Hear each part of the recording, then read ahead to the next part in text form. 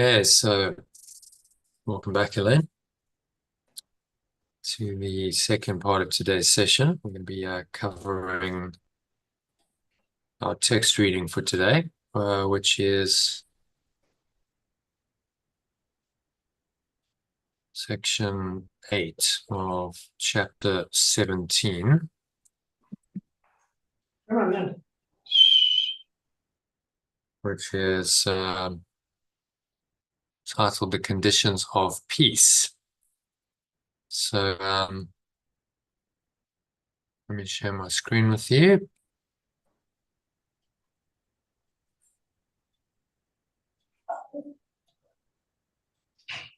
And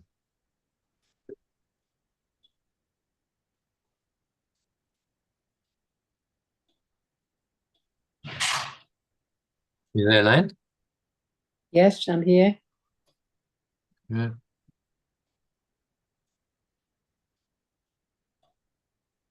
Okay, there we go. So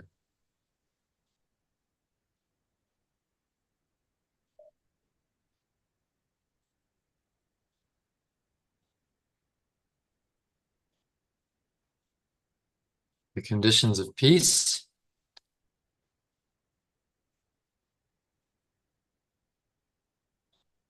So shall we do that? I'll read original, you read the alternative. Yeah. Okay, so the holy instant is nothing more than a special case or an extreme example of what every situation is meant to be.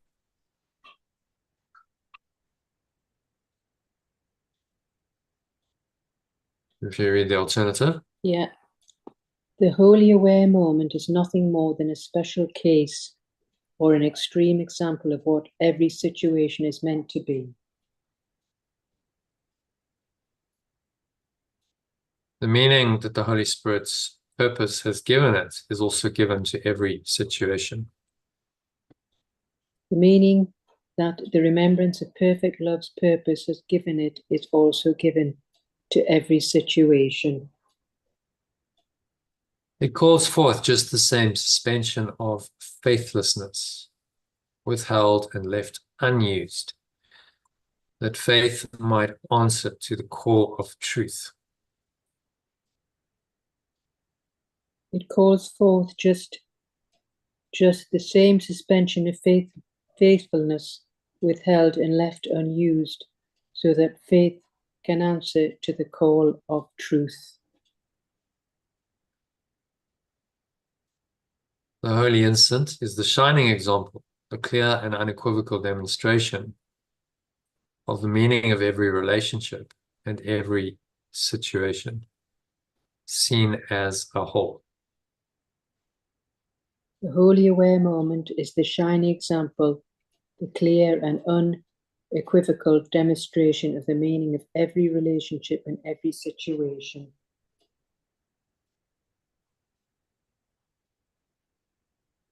Perceived as a whole. Sorry.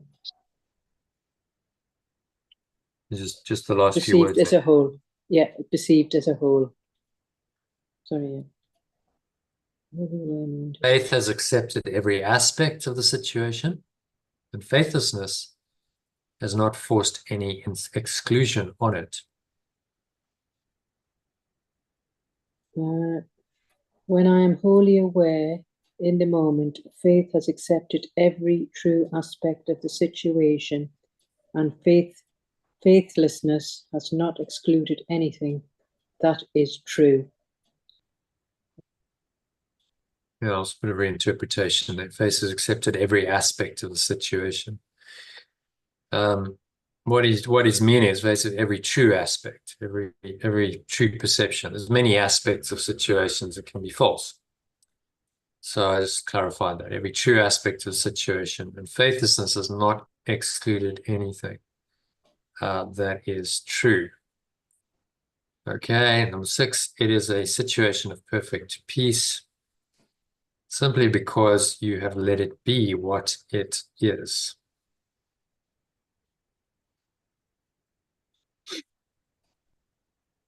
It is a situation of perfect peace simply because I have let it be what is truly what it truly is. And read it from the top in the alternative. The wholly aware moment is nothing more than a special case or an extreme example of what every situation is meant to be. The meaning that the remembrance of perfect love's purpose has given it, it is also given to every situation. It calls forth just the same suspension of faithlessness withheld and left unused, so that faith can answer to the call of truth. The wholly aware moment is the shining example, the clear and unequivocal demonstration of the meaning of every relationship and every situation perceived as a whole. When I am wholly aware in the moment, faith has accepted every true aspect of the situation, and faithfulness has not excluded anything that is true. It is a situation of perfect peace simply because I have let it be what it truly is. Yeah, I might want to just, it's a bit of a mouthful. So let's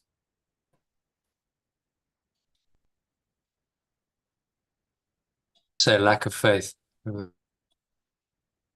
There, true aspect to the situation.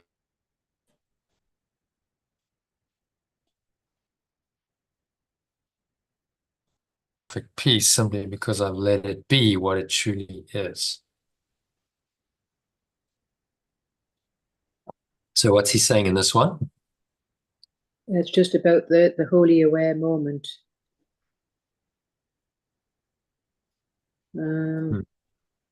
Just the meaning that the remembrance of perfect love's purpose has given it is also given to every situation. It's saying to suspend the suspension of lack withheld and left unused so that faith can answer to the call of truth. So it's just again, this wholly aware moment is where the truth is.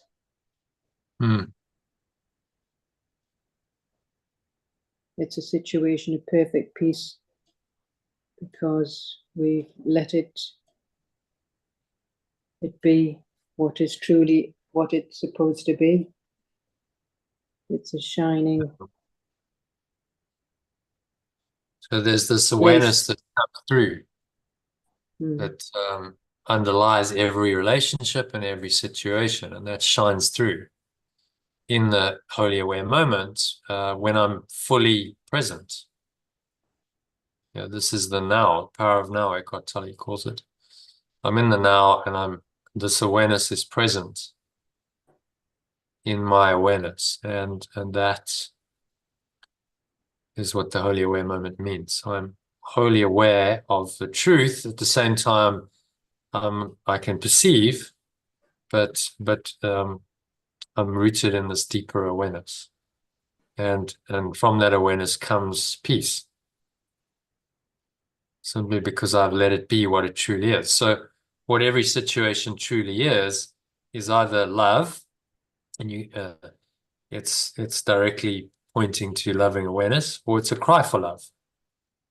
It's another forgiveness opportunity to let go of that which contradicts love and enter into loving awareness.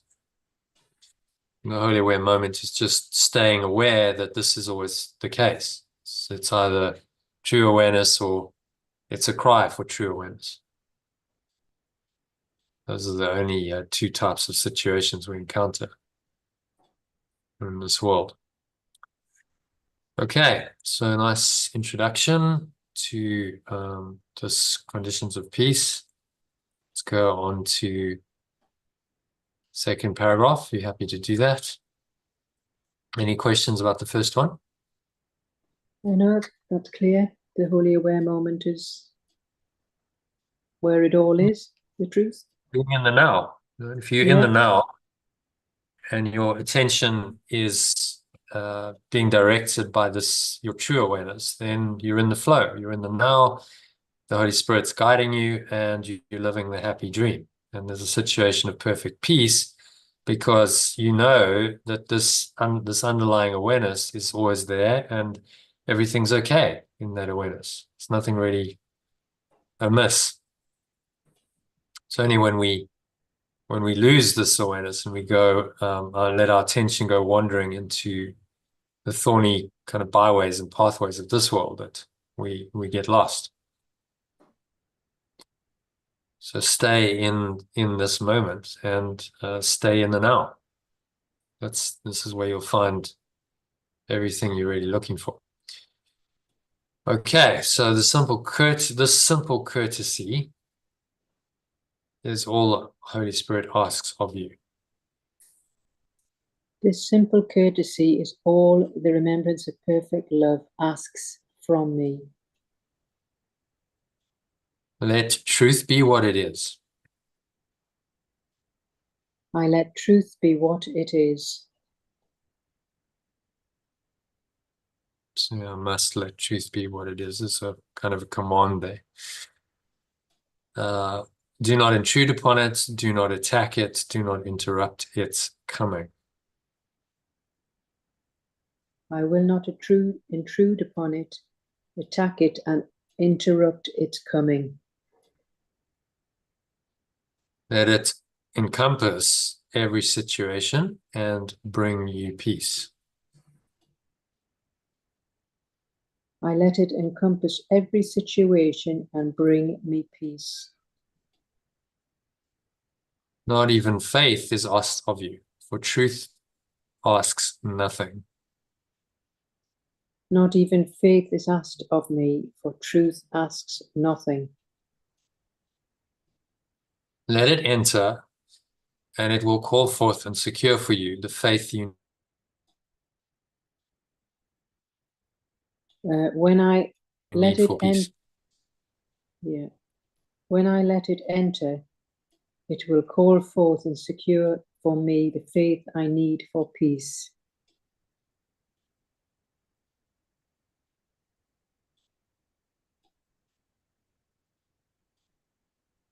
How about guarantee? That might be good. Secure for me. Will call forth and guarantee me the faith I need for peace.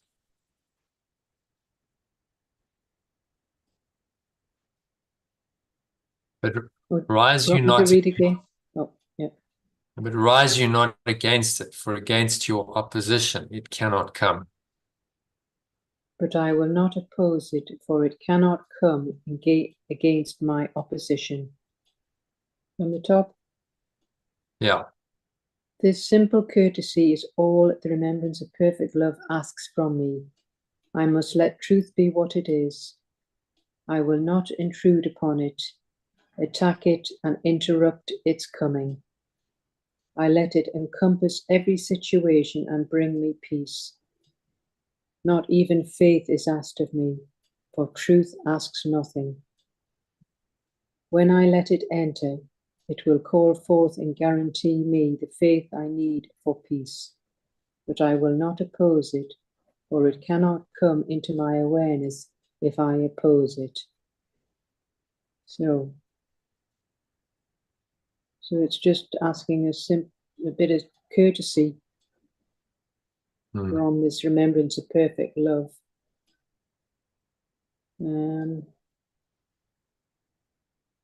What it's asking of us. So we have some simple courtesy and then just wait for this wholly aware moment to guide us. So we'll let the truth be what it is. Yeah, let the truth be what it is rather than our usual mindset. So can we stop, judging and controlling and trying to manipulate reality and just accept the simple truth of the present moment? Okay, actually, everything right now is fine. There's no problem right now, is there? Everything's fine in this moment. And that's the case every moment, even if situations are arising. The only problem is in your mind. You've interpreted it in a certain way and you've created a problem, and then thoughts and emotions go on a track. But it's always right now, and this awareness is always there. It's ever present. So the only problem is ever in your mind, in your response to the apparent situations. So you're saying, well, just let all that go. Stop trying to control and manipulate reality all the time. And just be aware of this, ever-present presence, this awareness that's always there. And it's really simple. The truth is always there. You just sit quietly, and it's going to enter into your mind. Okay. Any other thoughts on that, Elaine? Yeah, no, that's putting it into practice is the one.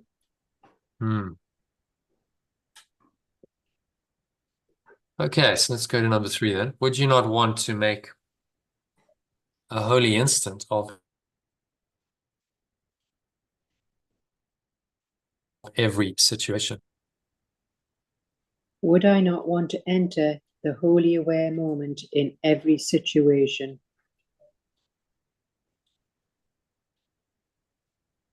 For such is the gift of faith, freely given wherever faithlessness is laid aside, unused. For such is the gift of faith, freely given whenever faithlessness is laid aside, unused.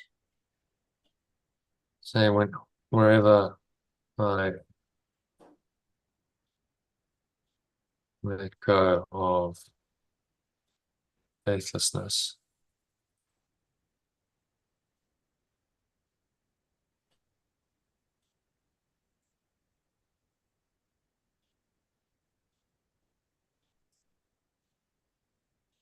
whenever I let go of and do not use faithlessness.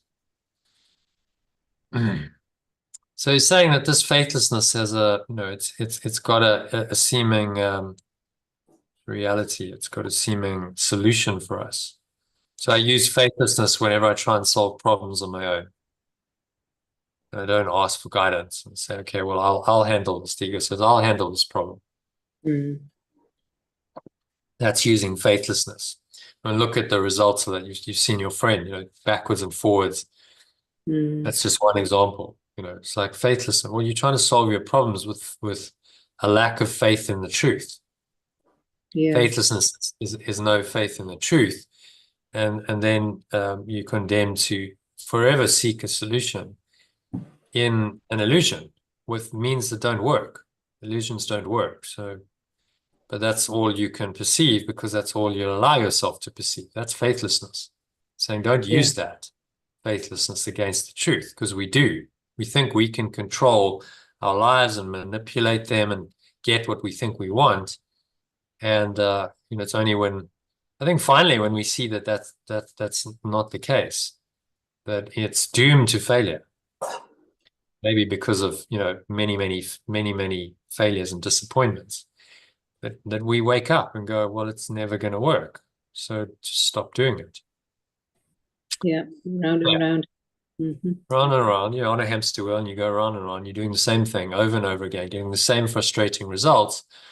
And the ego says, well, try something else that looks like a different solution, but it's not really. It's the same thing. Sometimes literally the same thing, moving from one island to another and then back again. And then, I mean, it's the same thing. You're doing the same thing. Is it really going to work? Didn't work before. Why do you think it's going to work now? Sometimes it's less obvious. We do the same thing, but it looks like something else. So, I'll get another special relationship. I'll get another job. I'll do something apparently that is different on the level of form, but you're still looking for the answer in the world. So it's actually not different at all. It's the same. And he's training us to just see, what is true, and it doesn't reconcile with what's false at all. And then when we've realized this, he says, and then the power of the Holy Spirit's purpose is free to use instead.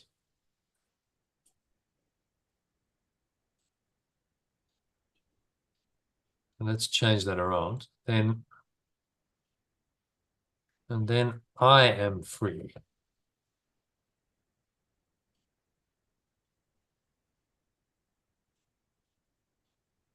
to use the power of remembrance of perfect love's purpose instead.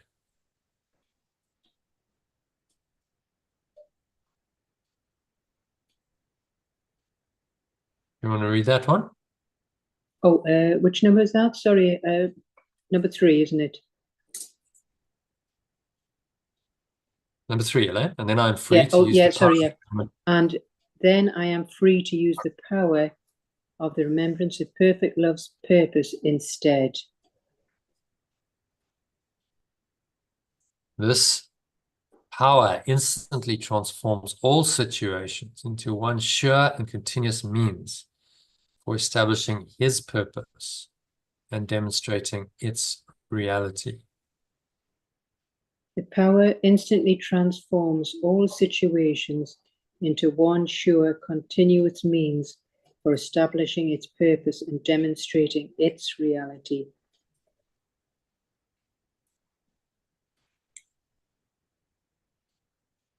What has been demonstrated has called for faith and has been given it.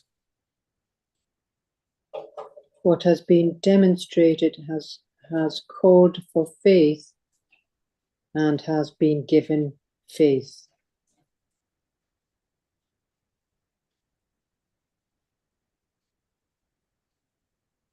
Now it becomes a fact from which faith can no longer be withheld. Now it becomes a fact from which faith can no longer be withheld. So let's say now it becomes a fact which I can no longer doubt. That's really what you're saying. Okay, the strain of refusing faith to truth is enormous and far greater than you realize. The strain of refusing to have faith in truth is enormous and far greater than I realize. But to answer truth with faith entails no strain at all. But to answer truth with faith entails no strain at all. From the top, Yeah. would I not want to enter the wholly aware moment in every situation? For such is the gift of faith, freely given wherever I let go of and do not use faithlessness. And then I am free to use the power of the remembrance of perfect love's purpose instead. This power instantly transforms all situations into one sure and continuous means for establishing its purpose and demonstrating its reality. What has been demonstrated has called for faith and has been given faith. Now it becomes a fact which I can no longer doubt. The strain of refusing to have faith in truth is enormous and far greater than I realize, but there is no strain at all in answering truth with faith. So it's just saying, that summary.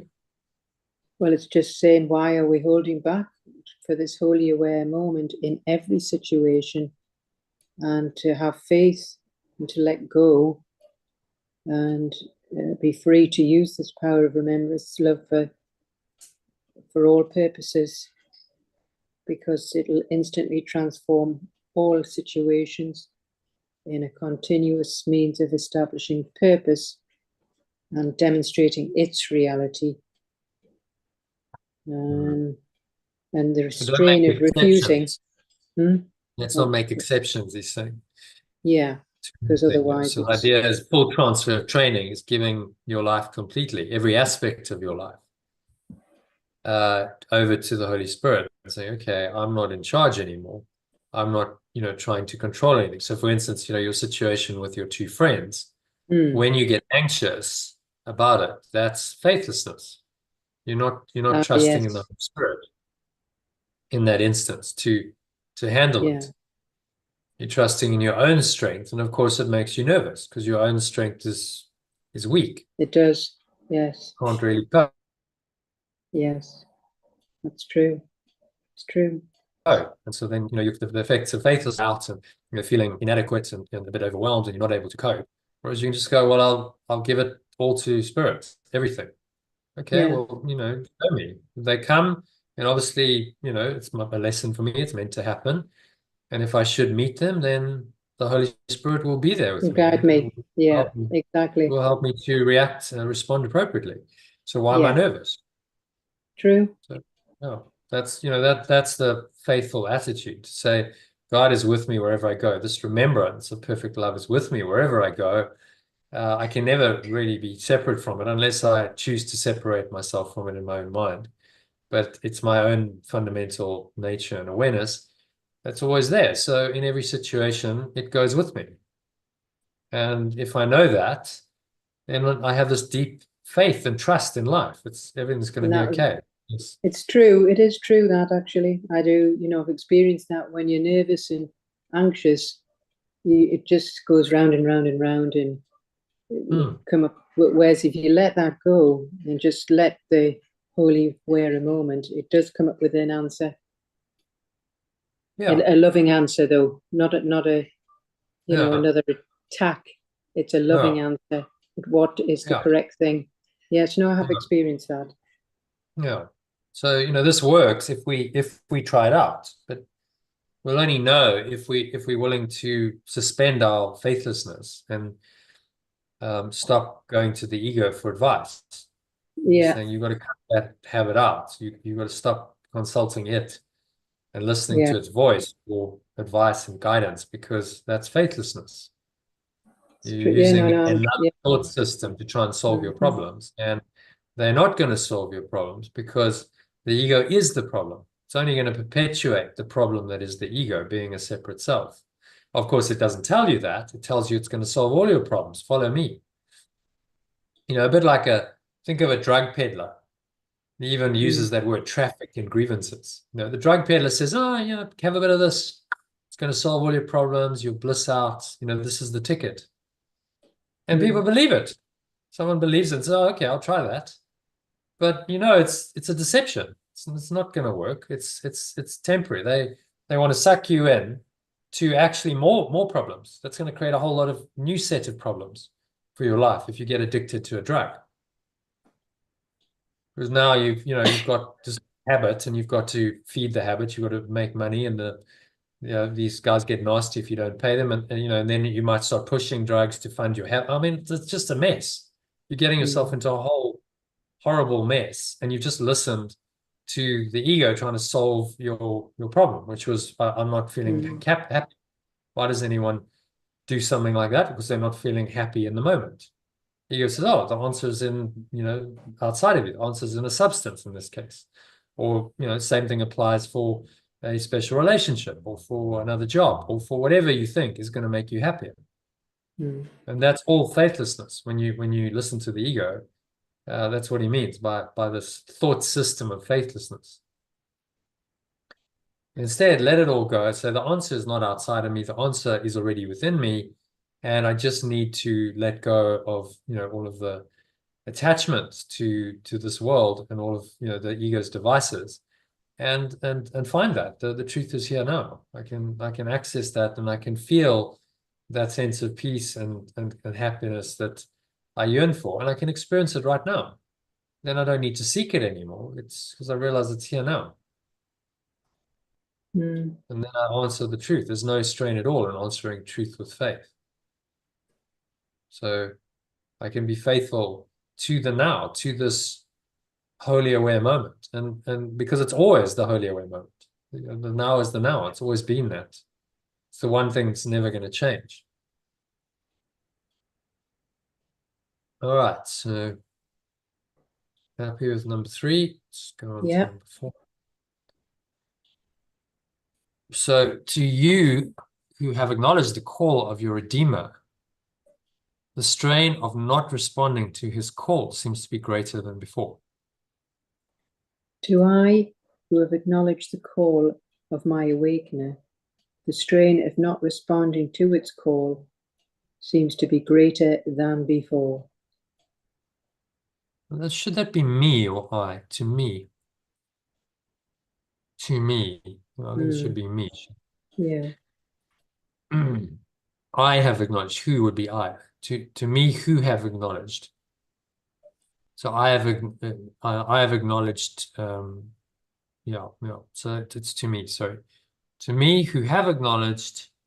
To me who has acknowledged. Should be has acknowledged. To me who has acknowledged the call of my awakener, the strain of not responding to its call seems to be greater than before. Okay. This is not so. It's going to be the same. This is not so. Yeah. Before the strain was there, but you attribute it to something else. Yeah. Believing that something else produced it. The strain was there before, but I attributed it to something else, believing that that something else produced it.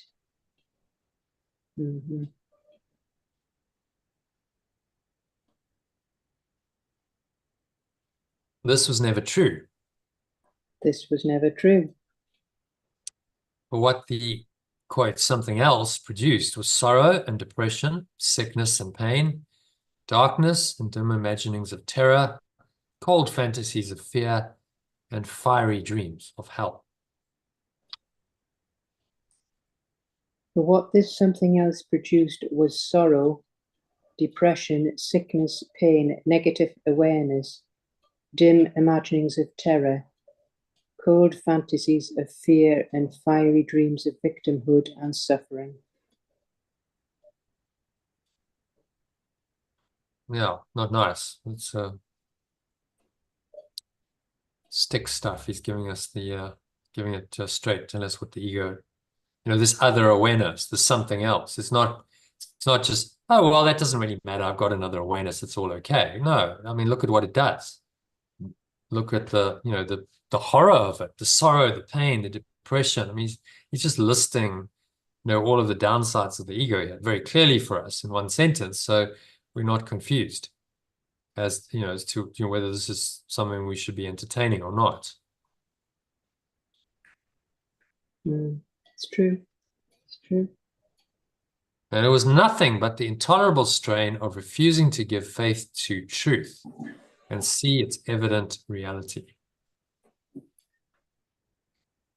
And all this was only the intolerable strain of refusing to have faith in truth and perceive its evident reality.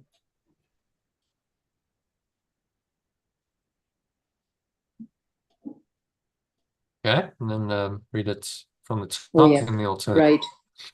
To me, who has acknowledged the call of my awakener, the strain of not responding to its call seems to be greater than before. This is not so. The strain was there before, but I attributed it to something else, believing that that something else produced it. This was never true. For what this something else produced was sorrow, depression, sickness, pain, negative awareness, dim imaginings of terror, cold fantasies of fear, and fiery dreams of victimhood and suffering. And all this was only the intolerable strain of refusing to have faith in truth and perceive its evident reality. Yeah. So what's he saying there? So once we've acknowledged the call of our awakener and the strain of not responding to it, seems to be greater than before, but of course this is not so. We just attributed it to something else that had produced the problem. And this something else, just all it produced was sickness, depression, imaginings of terror, cold fantasies, fear, and so forth, and suffering. And all of this was only the strain of refusing to have this faith in the truth and perceive the actual reality. What And when he lays it out like this, you're like, well, why would I have faith in such an insane thought system that produces all of this pain and suffering and misery and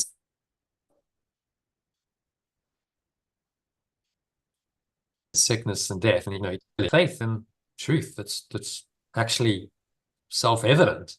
So we've all experienced moments of peace in the moment. If you're just quiet and still in the moment, your mind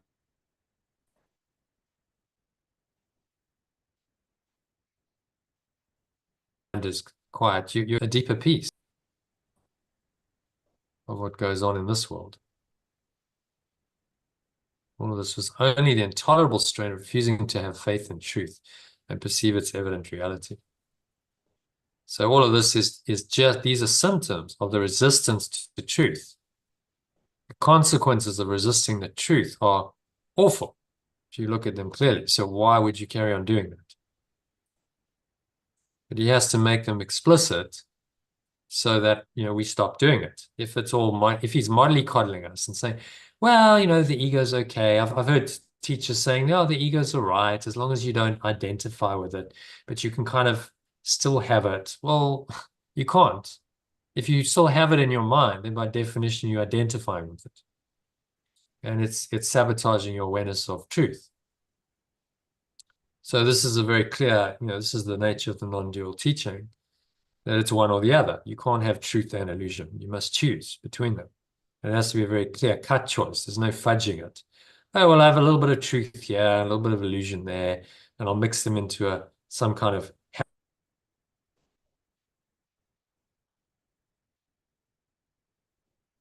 happy mix. And that's okay.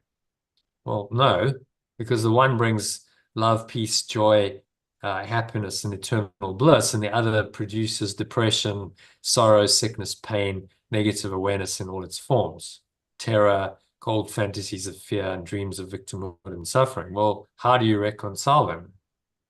You can't. They're absolutely opposite experiences. Okay, so just laying it down, he's telling us again, you really don't want the ego, and this is why. Happy to move on to number 5, Elaine. Yep. Okay, so such was the crucifixion of the Son of God. Such was the crucifixion of the extension of perfect love. His faithlessness did this to him. My lack of faith did this to me. Think carefully before you let yourself use faithlessness against him. I will think carefully before I let myself use faithlessness against it. Let's say against myself, that would be better. Against my capital self. So you're using the faithlessness, which is the ego's thought system of believing in a separate self, and the world of form is the projection of that self. So, saying just, be mindful, think really carefully before you do this again. For he is risen, and you have accepted the cause of his awakening as yours. For it has arisen in my awareness, and I have accepted the cause of its awakening as my own.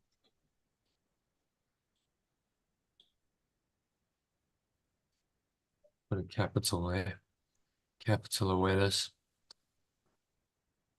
You have assumed your part in his redemption, and you are now fully responsible to him. I've assumed my part in its awakening, and I am now fully responsible to it.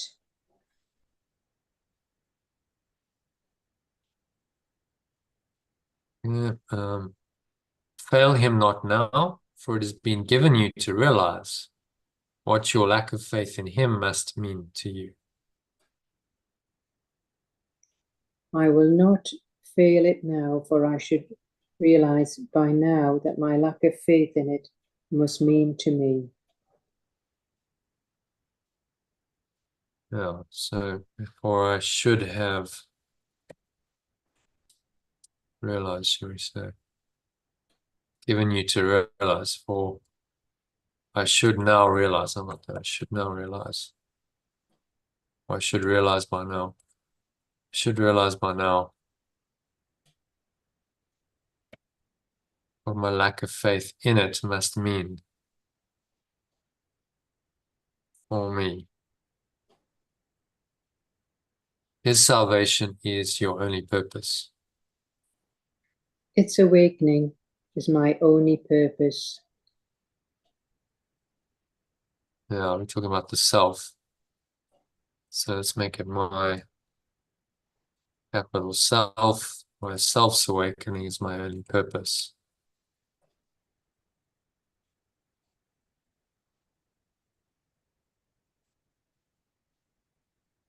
See only this in every situation, and it will be a means for bringing only this. I will perceive only this purpose in every situation, and then every situation will be a means for bringing only this purpose into my experience.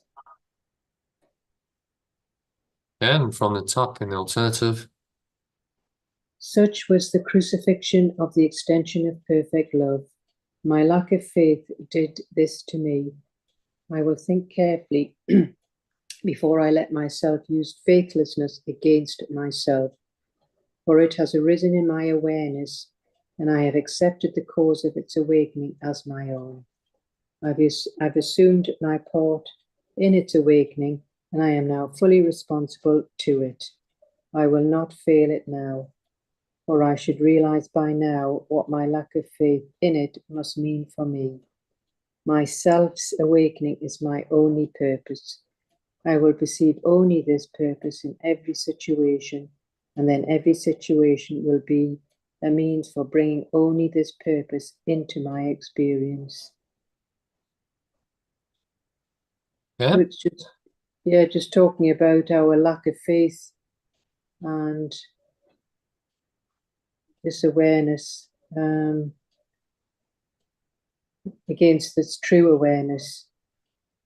So we've now come to the stage where we're going to be part of this awakening and let it be fully responsible for any situation.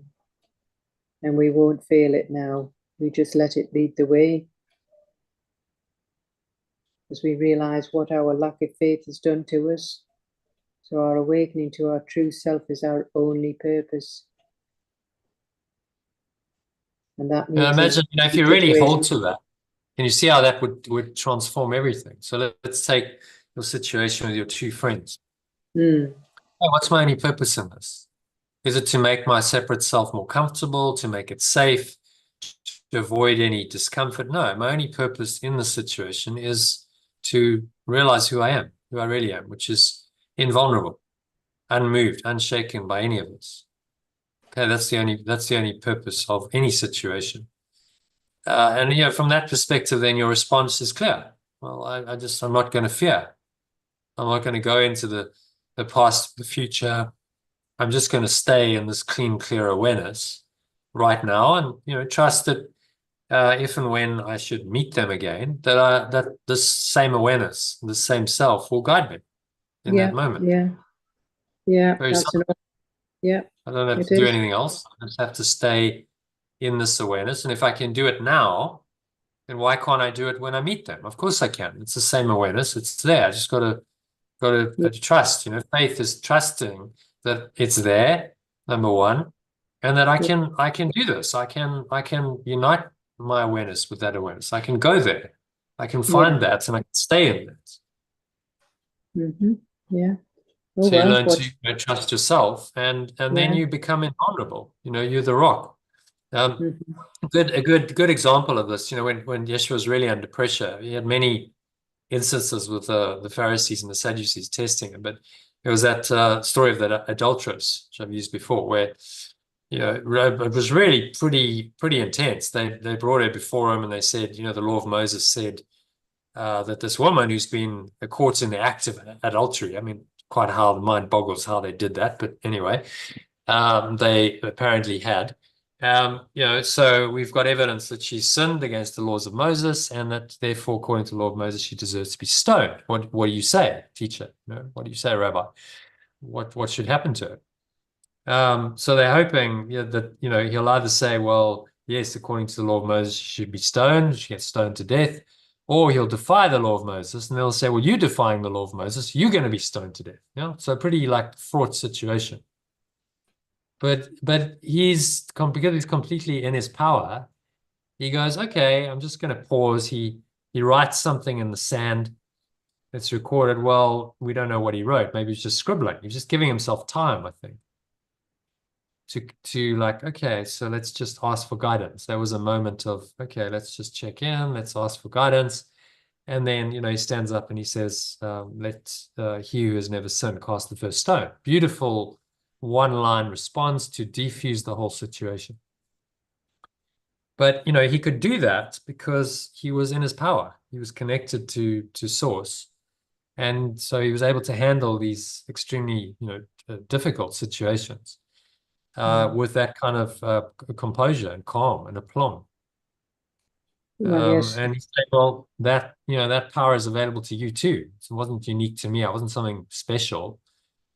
He just knew how to access that awareness and, in moments of pressure, to tap into that and allow that to do it. So, coming back to the football, because that's very current. If you watch, the final, whoever handles the pressure better will win. It's as simple as that. It's ability, but it's, can you cope with the pressure? And that means don't feel the pressure. Just immerse yourself in the moment. Be faithful to the truth of the present moment. Don't go into the future of like, oh, what happens if we concede a goal or we lose? Don't do that. Just stay in the flow. Stay in the moment. And the team that does that better will win. It's as simple as that.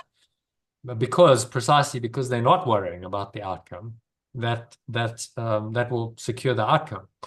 It's totally paradoxical and counterintuitive for the ego, but this is how it actually works. So it's a call to really honor this one true purpose of honoring our true self. That goes along with the holy aware moment, being in the now. And this is your only purpose in every moment, to show up in your true self moment by moment. That's the purpose of your life. So simple. You don't need some grand purpose outside of you, something to happen in the future. It's I show up, as my true self in this awareness, moment by moment by moment. And I deal with life moment by moment by moment in this higher awareness, my true self. And that's the purpose of my life.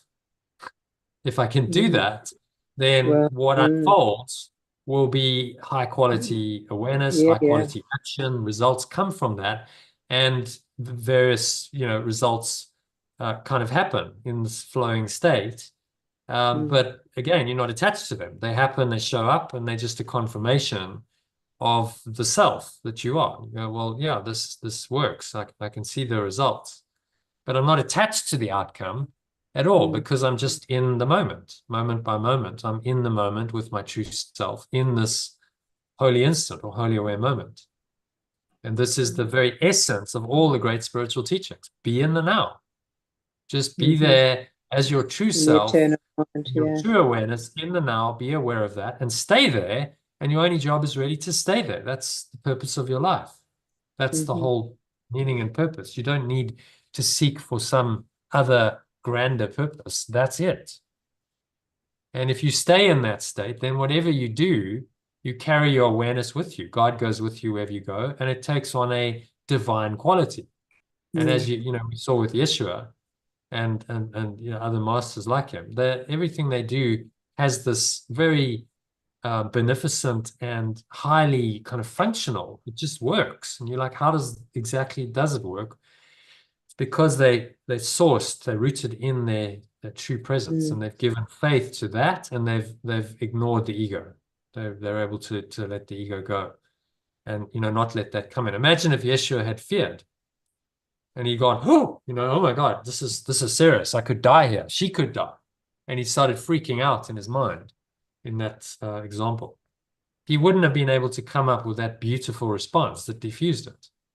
He would have panicked and said something inappropriate. And then we may never have heard of him because they may have stoned him to death that day.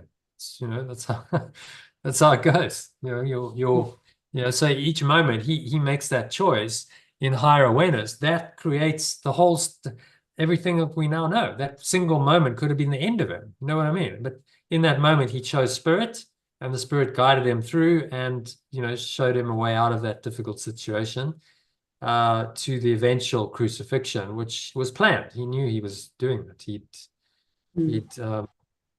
fully understood that that was what he had to do to serve God, to make this teaching come into much more prominence and awareness, not just in that time, in that society, but globally. I think there was an understanding that this would take it to an entirely different level, which the ego wouldn't be able to really contradict, because he literally resurrected from death, and he showed people that, and that was enough to give his disciples the faith and the courage to go out and spread the message to the known world at the time, in the face of often quite severe opposition. Many of them died in the process of doing that.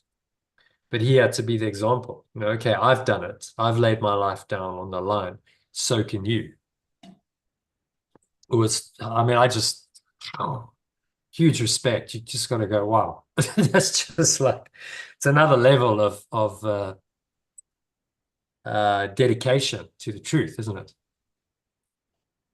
You think of that time, and he knows he's going into Jerusalem, and he knows exactly what they're going to do, and he doesn't run away.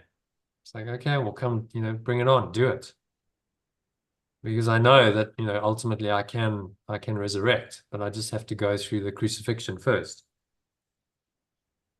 the cup of suffering, as he called it. Okay, so that's the purpose. That's the only purpose. Dedicate your life to that. Everything's going to be cool. Don't, and you suffer. Simple message. All right, last paragraph.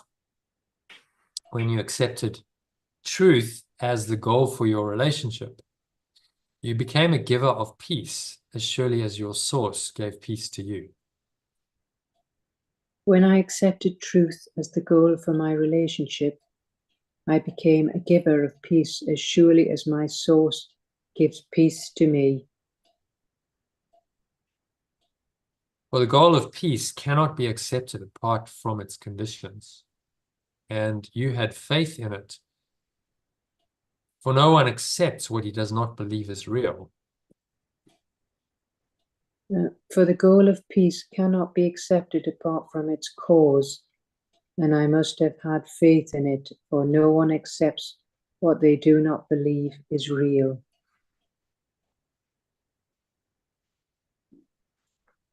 Your purpose has not changed and will not change, for you accepted what can never change.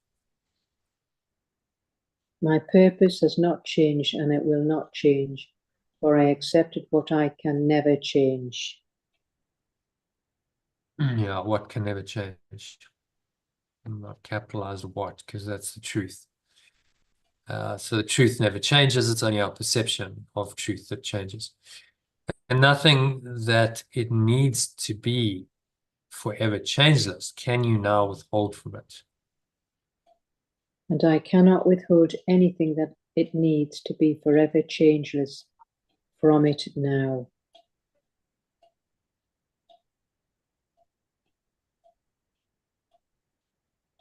Your release is certain.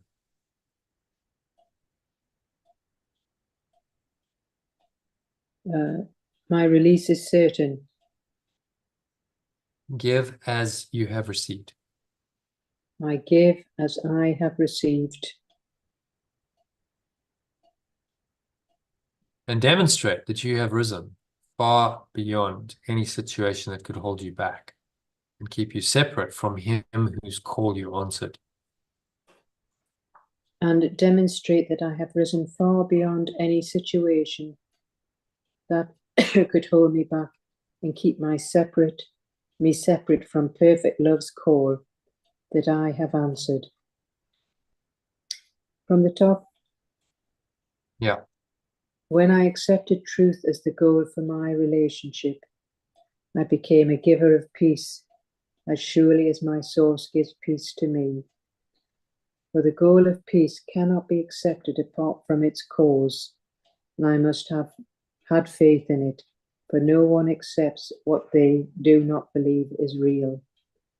My purpose has not changed, and I will not change, for I accepted what can never change. And I cannot withhold anything that it needs to be forever changeless from it now. My release is certain. I will give as I have received, and demonstrate that I have risen far beyond any situation that could hold me back and keep me separate from perfect love's call that I have answered. So it's just saying when we accept this truth as the goal for our relationship, so we then become a giver of peace, as surely as the source gives peace to us. But this peace cannot be accepted apart from its cause. So we need to have faith in it.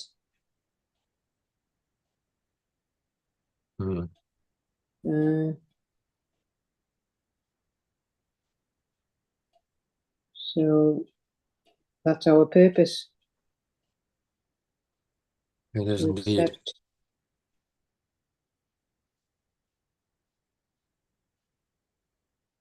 And it's saying this will be certain. And nothing can hold us back. Once perfect love's call is answered, which we have answered, yeah. Yeah.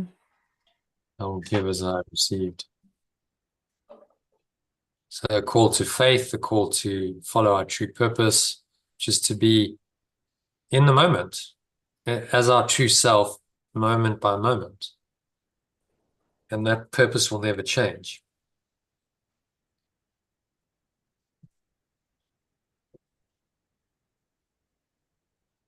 So he's calling us to a sense of faith to counter the faithlessness of the ego. So it doesn't matter what the situation is, what the challenge seemingly is. If I hold to this single purpose, it's going to be okay. I'll be okay. Everyone will be okay. And then as I give the faith, I receive it. And what you receive is a sense of certainty. That, well, it's actually all okay. That's fine. I'm okay. I don't get fearful anymore.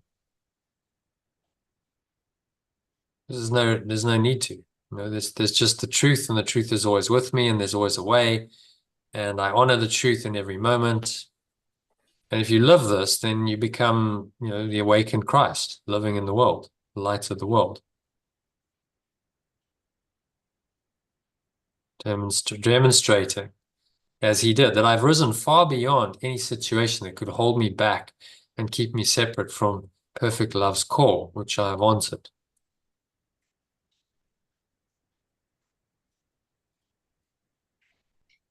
And Yeshua's resurrection was exactly this.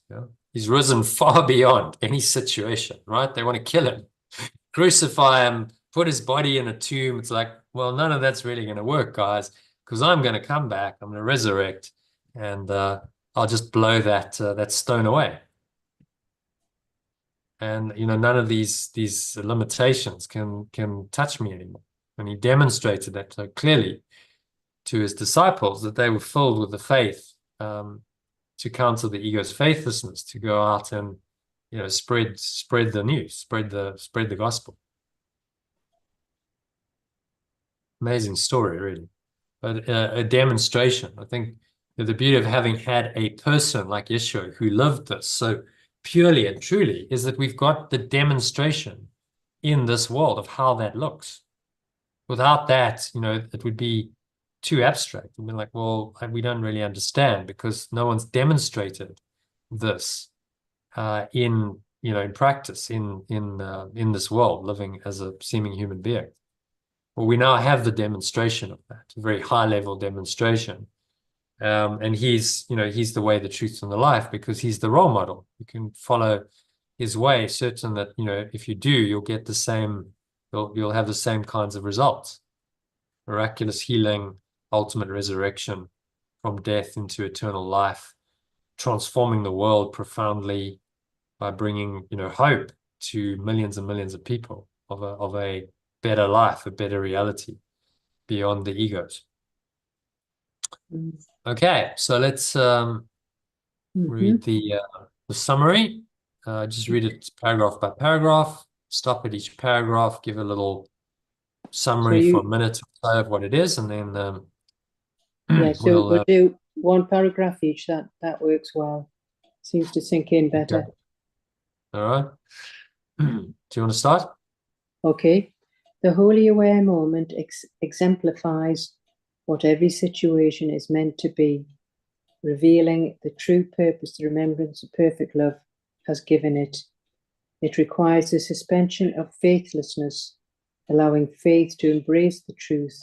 In such moments, I accept the true aspects of the situation, achieving perfect peace by letting it be what it truly is.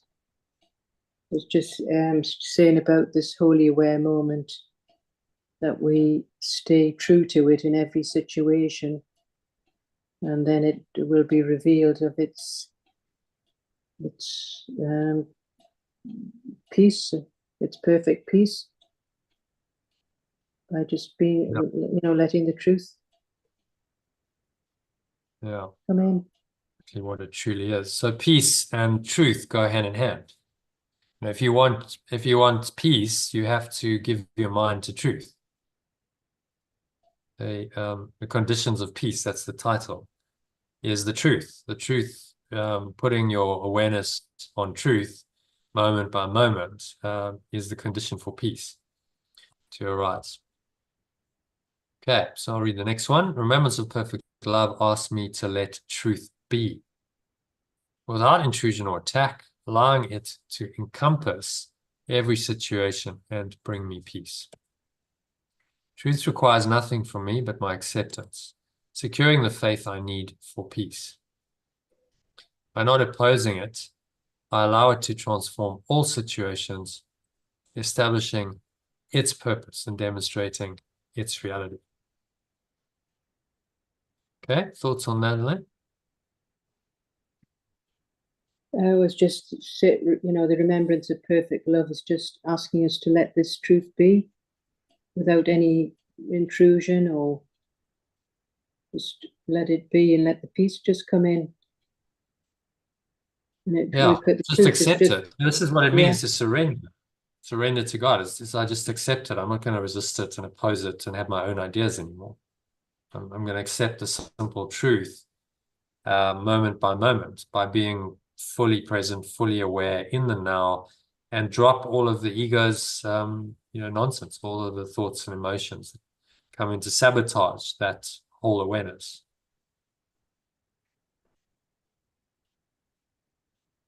Okay. So, anything else to share there? Well, it's very nice, yeah. It's just having great faith instead of faithlessness. Not opposing it, just allow it, yeah. No matter what. This is what it means to, surrender to God. I surrender. I'm not opposing the truth anymore. Instead, I'm accepting it and allowing it to guide me, moment by moment. My thoughts, my words, my actions are all guided.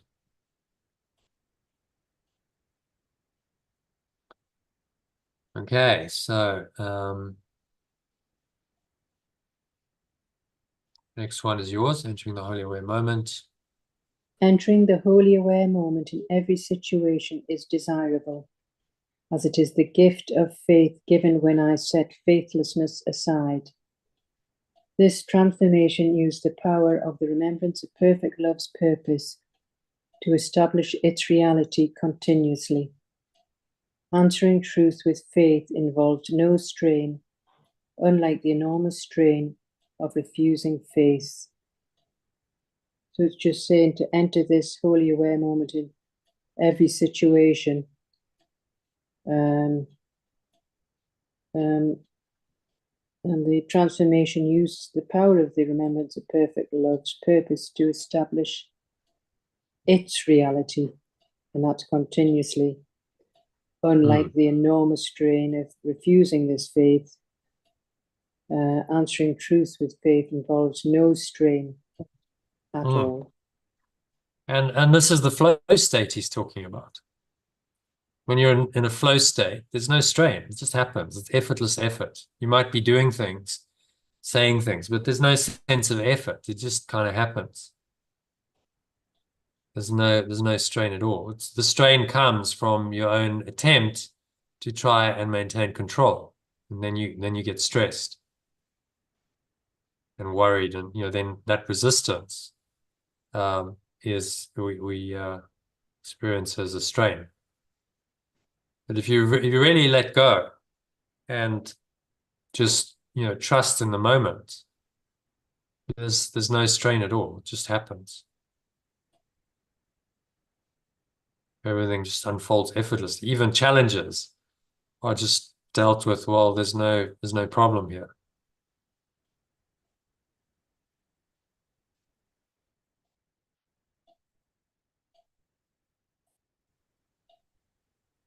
Okay. Happy with that. So I'll read the next one. Acknowledging the call of my awakener. I now recognize the strain of not responding to its call. So by acknowledging, shall we? By acknowledging call of my awakener.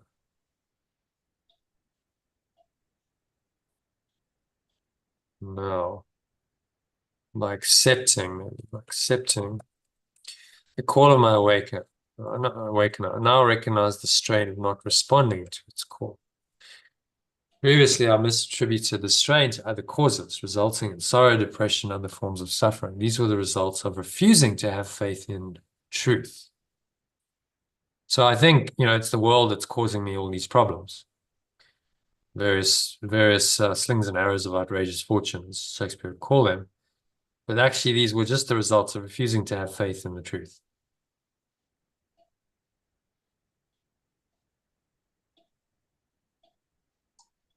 Okay? Yeah. My lack of faith caused the crucifixion of the extension of perfect love. I must carefully consider before using faithlessness against it again, as I have accepted its awakening as my own. I am fully responsible for its awakening, and I will not fail it now, knowing its importance to me. Perceiving this purpose in every situation ensures that each one brings this purpose into my experience. Yeah.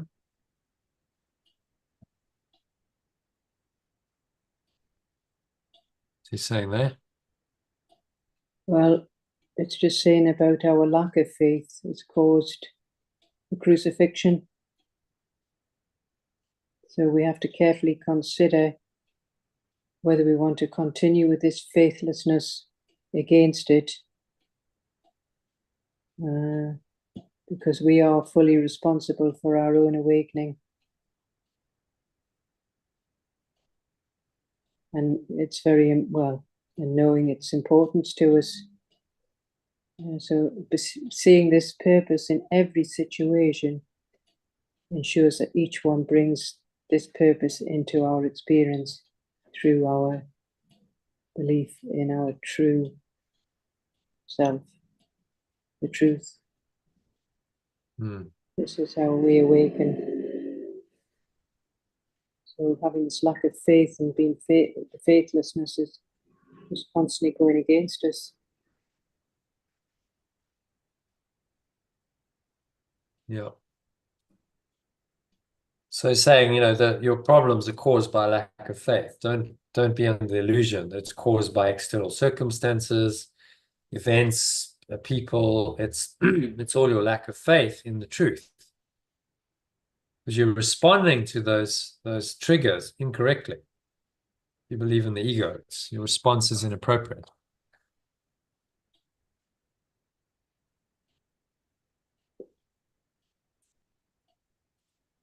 Okay. Mm-hmm. So, do you want to read the last one? Yeah. Accepting truth as the goal of my relationship made me a giver of peace. As my source gives peace to me, my purpose remains unchanged as I have accepted what is changeless. My release is certain, and I demonstrate that I have risen beyond any situation that could separate me from perfect love's call. Was just accepting this truth as the goal for the relationship made for us to be at peace with our source. So it's accepting it, and accepting the changeless rather than the changing. And then there's where our release is certain. Yeah.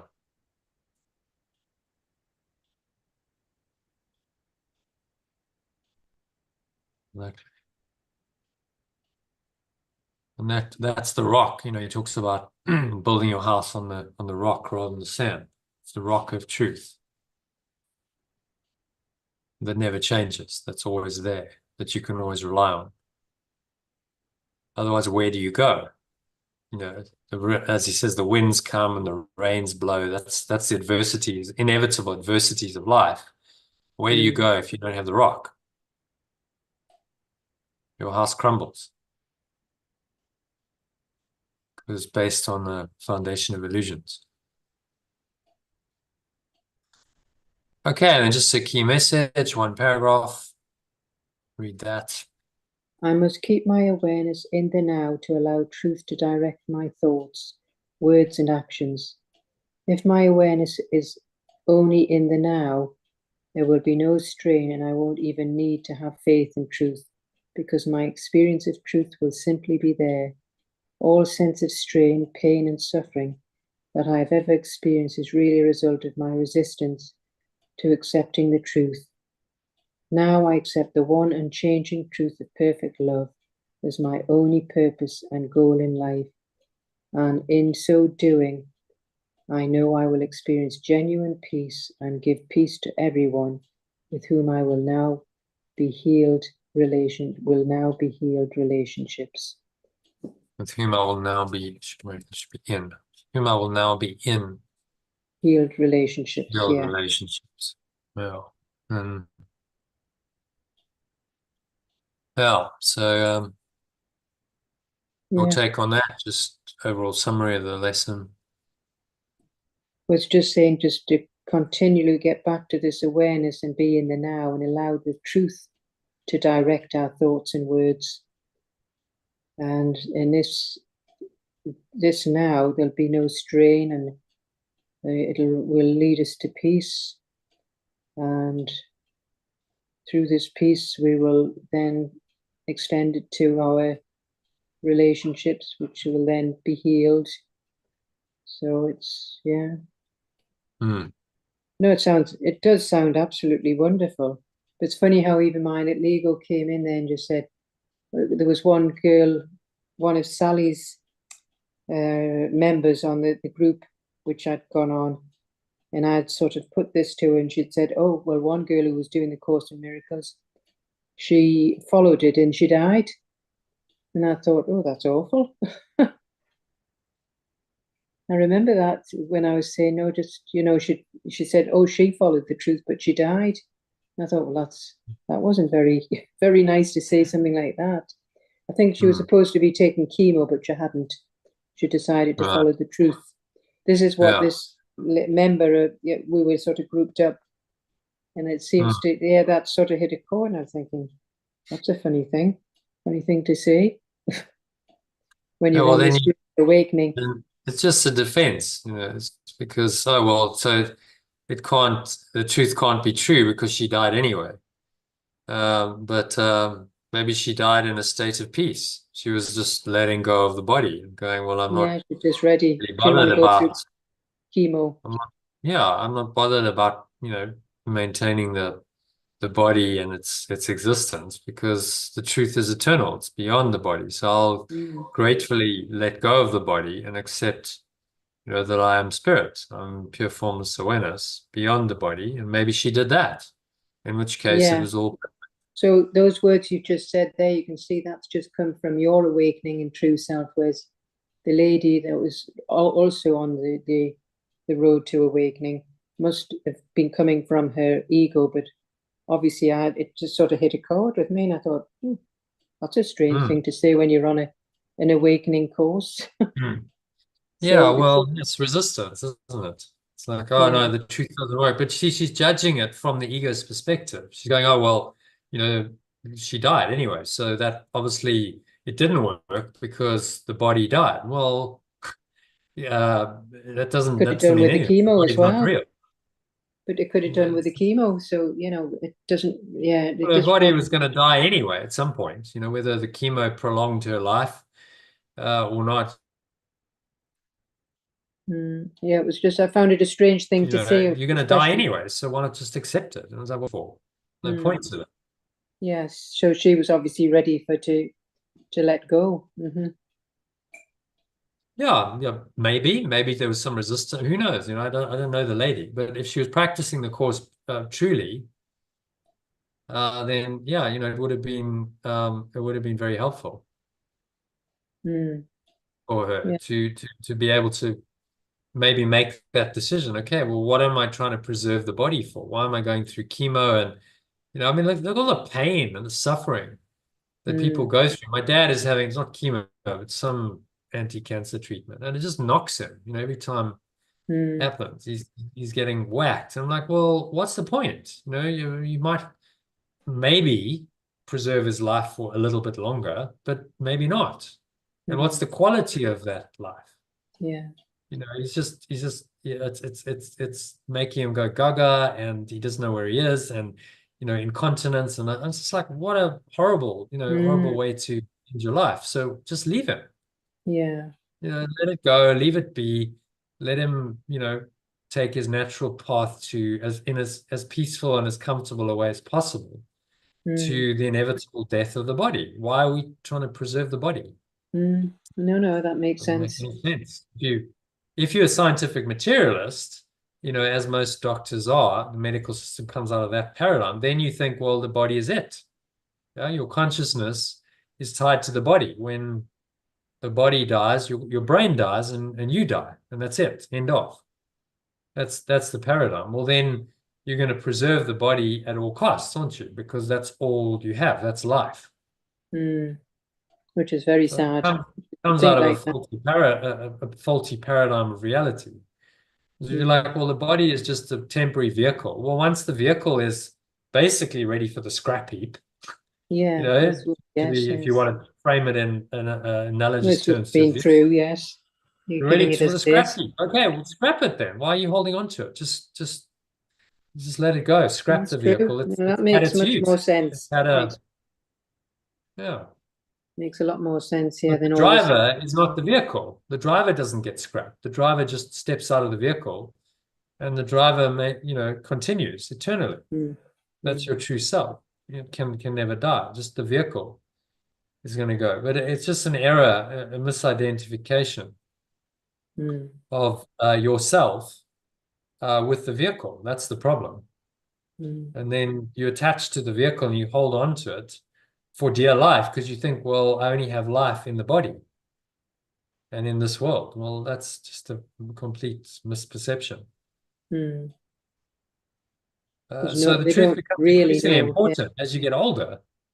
And when you're Mm. younger, I mean, you've seen your 20 something relatives. It's like, well, Oh, you know, they're young and they've got other things to occupy their time and oh, their yes, bodies are yes, still fit and strong and healthy relatively. So yeah, no worries, I'll eat, drink, yeah, make merry, yes, fine while you're in 20s, 30s, maybe even into your 40s. But at some point, it's not going to be fun. They're going to go, well, it's not working anymore. My body's yeah, aging, especially if they, carry on drinking and abusing it, then it ages more quickly. And Yeah. inevitable health challenges come up, and then it's like, well, it's not fine anymore. It's not working for me anymore. No. I'm not happy. No. So, then the spiritual search would begin. The awakening journey would begin in earnest. Mm-hmm. So old age, as you age, it can be the best wake-up call. So like, well, evidently it's not going to last. My body is aging. Whatever I do, it's going to age and it's going to decay because it's form, and that's what form does. Yeah. So don't attach to it. Yeah. Find a deeper truth and a deeper meaning. And the purpose of your life, correctly interpreted, is to find that deeper truth as you age. The idea is you grow in awareness and you grow in understanding and wisdom as you get older. So you're not still trying to do the same thing you were doing when you're 20, when you're 50 or 60. That's just like you haven't It's just learned or crazy. grown. Yeah. Not possible. Yeah. But you do see it sometimes, these people in their 60s Yeah. that are Yeah. acting like they're still 20s and Yeah. 30s, and it does Still look trying strange. to live that life. It was a quite a profound experience. I might have shared it before, but it's really useful in this context. So I'll share it again. He was a musician. I think he quite a high profile guy called Brian something or other, who used to be in Cher's band. And he was still partying it up and doing his drugs at, I don't know, in his 40s or 50s. And he said he went into they were on set or something, and then he went into a bathroom, and he finds this young woman in her 20s snorting cocaine. And he goes, "Oh, I'll join you." And then something in him went, "Hang on. Like, what are you doing?" You know what I mean? Like, what are you doing? She's 20 something. She doesn't know any better. You're 50 or whatever he was, and you're still doing what a 20-year-old is doing, snorting cocaine in the bathroom. You think that's cool? So he And just there was like a woke up. moment of realization. He just went, no. And that stopped it. He was like, I'm getting off the drugs and I'm going to dedicate my life to a worthy purpose. And he started a foundation to help people in some way. I can't remember exactly what. But in that moment, it was like, what am I doing? Like, seriously, I'm still doing what I was doing when I was 20. I haven't learned or grown or evolved at all. Like, wake up, And that experience was there to like, hang on, it's a bit of a shock. And one moment of realization like that, and that was it. His drug habit was over. His days of partying and drug, it was like, no, I can't do that anymore. It doesn't make sense. And he awoke in that moment to his, true self, which said, no, stop. That's not what you want to do anymore. Right. Yes, that's good. Which is what he's talking about here, the holy aware moment. In that It just came instant. to him. Yeah. All awareness. Okay, I get it. Moment of insight, or satori as they call it in the East, and bang, everything changes in that moment. Your whole life can change. So you just never know when a moment like that's going to come. But Yeshua's saying, well, don't just wait. Practice. You can practice this moment. These teachings can help you to consciously invite that holy aware moment by moment. Yeah, that's good. Yeah. So your whole life becomes, this flowing experience of truth.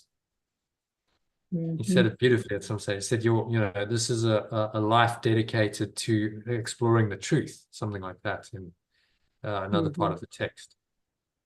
Yeah. Yeah, you can't beat the Course in Miracles. It's definitely straight, very straight, and easy to, easy to understand.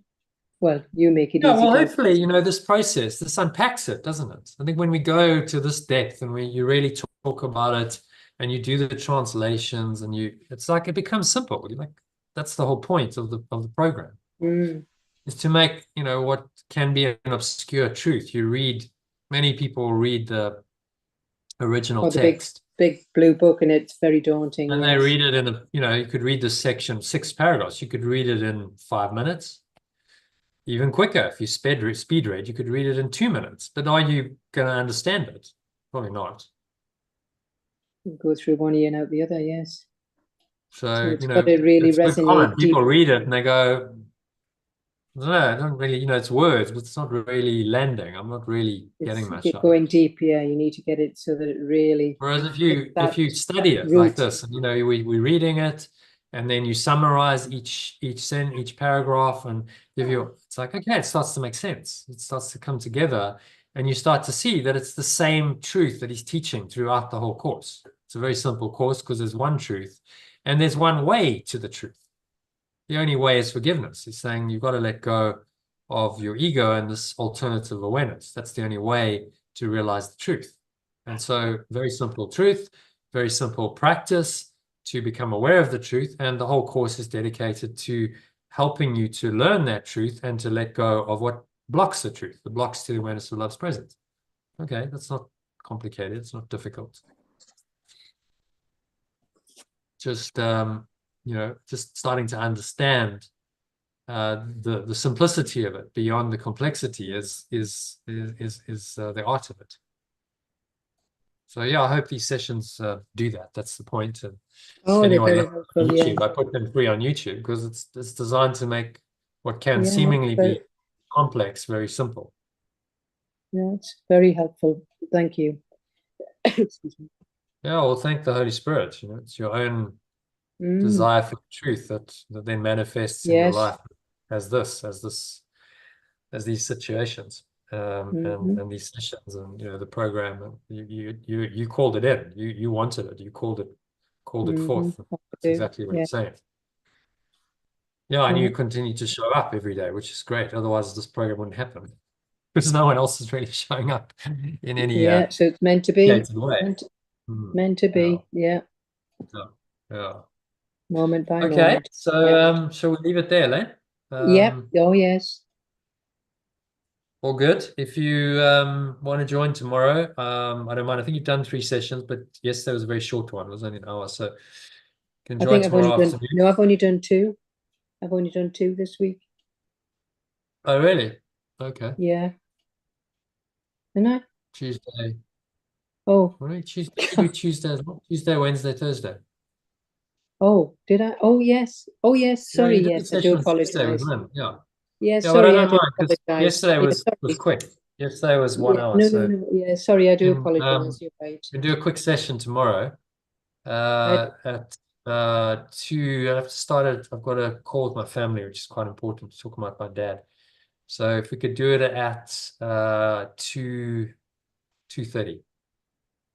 Right. The only thing is I've got the Airbnb. She wants a 1.5 hour massage at 2:00, so I won't be able to make it. Yeah, because I'm not going to be finished till about 3:30. Yeah. So yeah, like I say, sorry I wasn't with it there. Of course, I had 3 sessions. Yeah. So yeah, it's going to be 3:30 before I'm finished. Yeah. It's 2:00, the actual appointment. Yes. It's having a massage. Yeah. Yeah. Okay, we'll join at 3:30. We'll just do an hour in a bit if you like. We'll okay. Right. Yeah, that's good. Thank you. I've got to go at about 4:30. Yeah, latest sort of 20 to 5. So right. Oh well, yes. Well, the lesson review lesson is short, so we just do a lesson. Okay. Practice the lesson, do a meditation. Perfect. Yeah. Okay. Thank you. See you then. Okay. Thank you. It was a very good lesson, as always. Okay. Bye. Namaste. Bye. Namaste.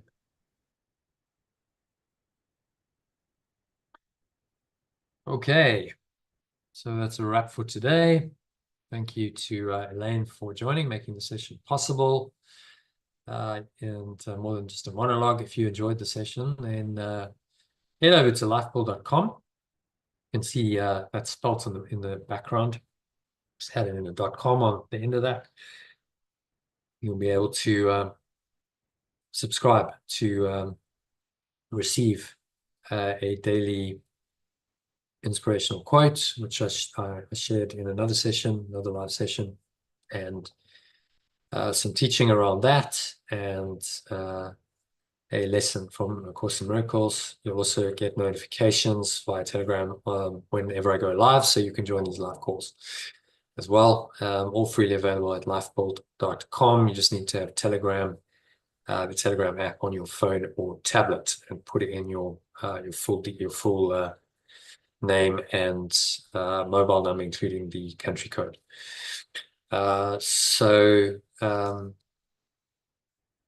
You can also subscribe to the channel if you enjoyed the session, and you'll be notified whenever I go live, which is 3 or 4 times a week. So freely available to you on YouTube. Sign up to the channel, and I hope to see you on the inside of one of these sessions soon. Do join us. If this inspired you, join us and actually participate, because that's where the real benefit comes, rather than just listening to a recording. So I hope to see you on the inside soon, and wishing you a very peaceful, flowing evening. Namaste, which means my peaceful self knowledge honors the same peaceful self in you.